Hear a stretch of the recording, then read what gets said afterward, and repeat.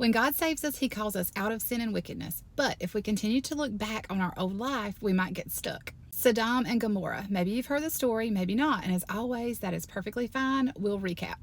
We're in Genesis 19. Lot is the nephew of Abraham, and for the longest time they have traveled together. But because they are so blessed and have been so prosperous, they've obtained a lot of possessions, mainly their livestock, and it's becoming a hassle for them to travel together. So they have to separate. The area that Lot, his wife, and 2 daughters chose to settle on was close to Sodom. Sodom and Gomorrah were pagan areas full of evilness and wickedness.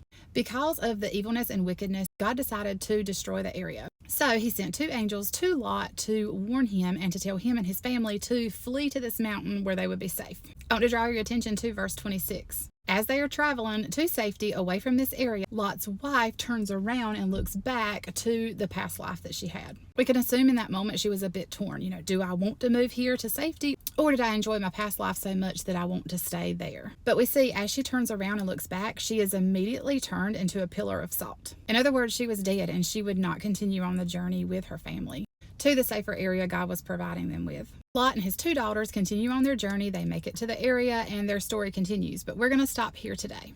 What can we learn from Lot's wife? When God saves us and we begin to follow Jesus, He calls us to turn from our sin and our wickedness. Now, let's be honest, that is not always super easy. But if we continue to look back on our past, if we continue to look back on the wickedness and things that we used to enjoy, we too might get stuck, just like Lot's wife. We may not lose our life, but we will get stuck in a place where God doesn't intend us to be. And we may not be able to move forward in the things that God has for us. Lot's wife was only passing through this area. He did not intend for her to stay there. He had bigger and better things for her.